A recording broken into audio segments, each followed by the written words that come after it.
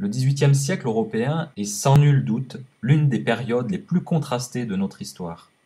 Les idées nouvelles véhiculées par les philosophes, français notamment, influenceront très largement toute une génération artistique qui se laissera gagner par une sensibilité très différente de celle qui avait animé leurs prédécesseurs.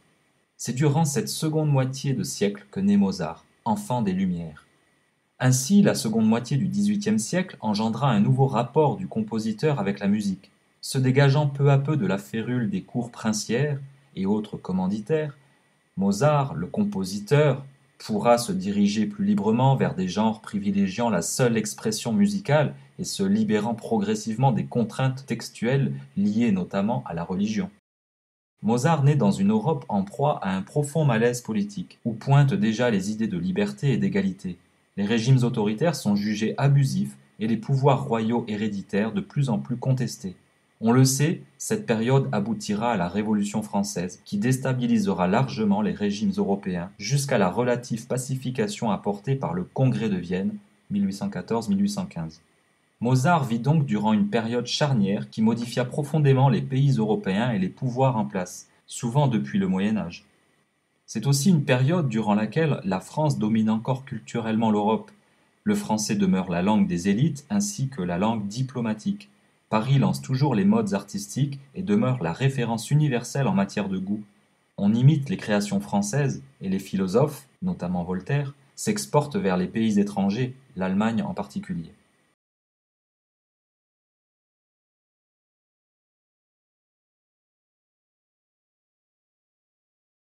Les idées véhiculées par les philosophes français déferlent donc sur l'Europe et vont avoir une traduction particulière dans les pays germaniques, l'Aufklärung.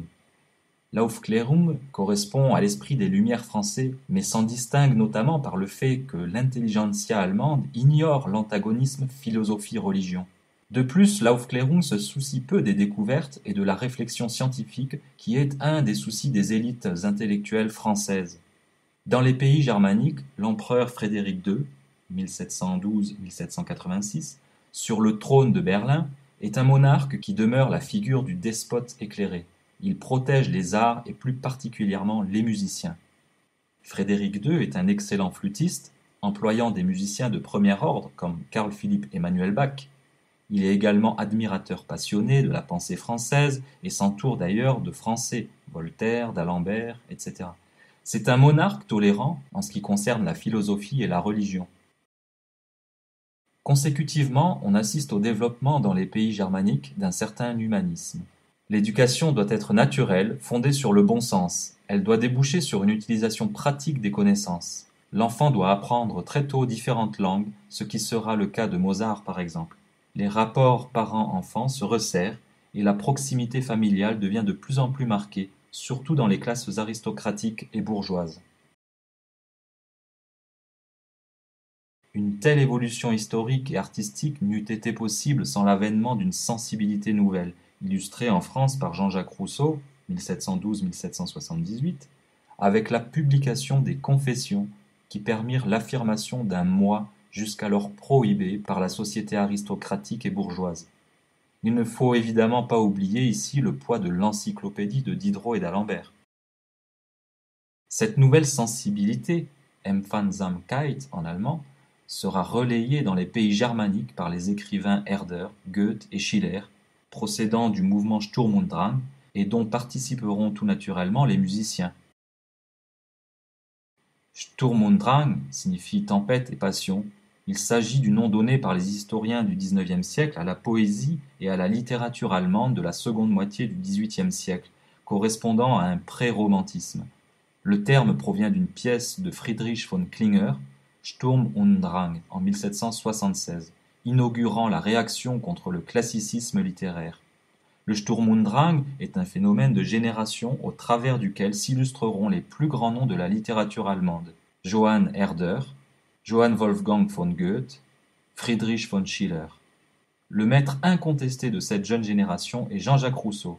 Ces auteurs allemands essayent de l'imiter en rejetant en bloc les institutions et les traditions, pensant que ce sont les lois et les prescriptions de la société qui ont altéré la nature humaine. Le mouvement Sturm und Drang se traduit par une sensibilité à fleur de peau. Et Les souffrances du jeune Werther de Goethe en 1774 est vraiment l'œuvre emblématique de cette jeune génération. C'est un mouvement sensible qui ressemble à une crise de jeunesse, de rébellion. Le Sturm und Drang a été un violent moment d'émancipation qui influença beaucoup la composition musicale, notamment Haydn et Mozart. Il se traduira en musique par un aspect tourmenté, au travers de l'emploi de contrastes dynamiques, de silences expressifs, de chromatismes, de formules syncopées, de tonalités sombres, le fa dièse mineur par exemple, etc. Écoutons un extrait de la symphonie numéro 45 en fa dièse mineur, sous-titrée Les Adieux de Joseph Haydn.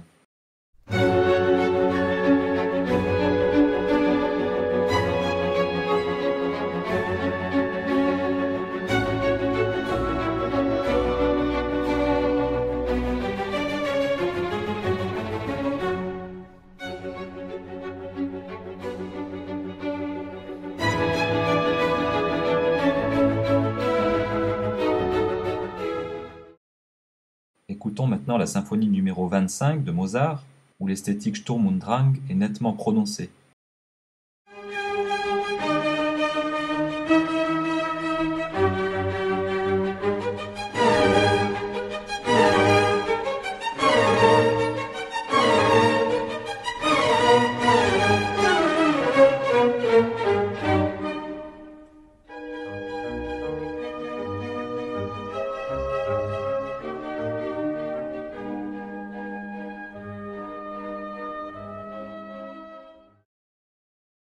Cette esthétique tourmentée et contrastée se retrouve aussi dans la sonate en la mineur, dont nous allons écouter le troisième mouvement, toujours de Mozart.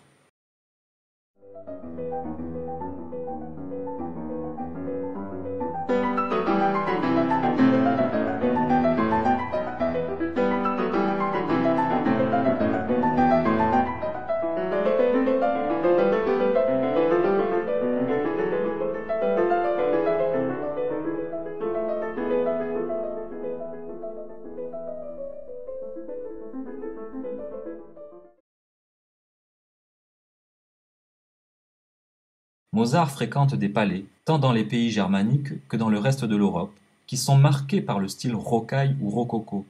Ce terme désigne un type de décoration s'inspirant des formes de coquillages et qui connut un grand succès tant en peinture qu'en architecture ou dans les arts décoratifs. On y recherche la grâce, l'élégance, et il se dégage aussi parfois des aspects un peu mièvres, notamment en peinture. Ce fut un véritable style de vie, fondé sur le plaisir raffiné des sens, sur l'intelligence dans ses aspects les plus sceptiques et les plus pénétrants, et visant à faire de l'existence une continuelle satisfaction esthétique. En voici quelques exemples. Toujours François Boucher, portrait de Madame de Pompadour.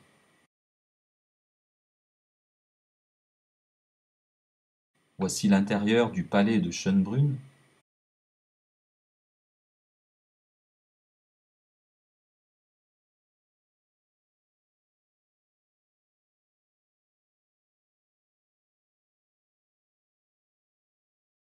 Mais si Mozart vit durant une période où l'art est particulièrement gracieux et tourmenté, une réaction à cette abondance rococo apparaît durant la seconde moitié du XVIIIe siècle.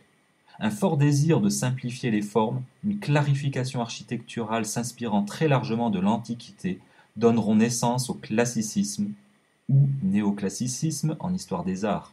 Il préconise un retour à la vertu et à la simplicité de l'antique après le baroque et l'excès de frivolité du rococo des années précédentes. Rigueur des formes et symétrie deviendront la marque de fabrique de ce style. Voici par exemple à Paris l'ancienne église Sainte-Geneviève du Mont, devenue le Panthéon. Voici la place de la Concorde à Paris de Jacques-Ange Gabriel. Voici la mort de Socrate de Jacques-Louis David.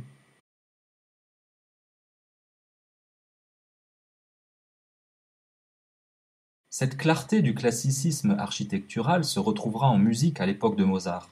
À l'exubérance de la musique baroque s'opposera la clarté des thèmes classiques, souvent courts, avec une carrure régulière, privilégiant la clarté et la concision. Écoutez le thème de l'Andante de la sonate numéro 11 de Mozart. deux parties très nettes avec antécédent suspensif et le conséquent conclusif. L'aspect symétrique est fortement marqué.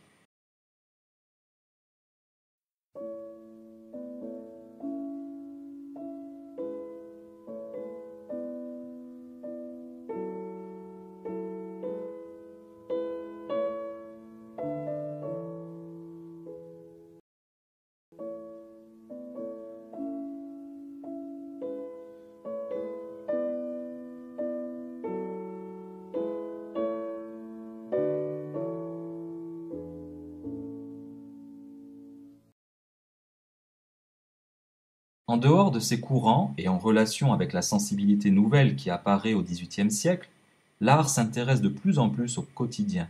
Certains peintres rejettent les sujets liés aux froides représentations historiques ou mythologiques pour se concentrer sur des moments du quotidien mettant en scène la simplicité de la vie domestique, où sont souvent représentés des enfants ou de jeunes gens de l'époque de Mozart.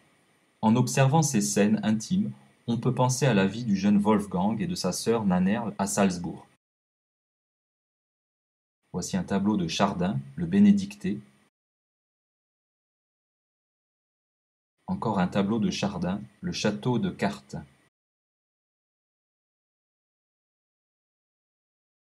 Et toujours un tableau de Chardin, le portrait d'Auguste Gabriel Godefroy.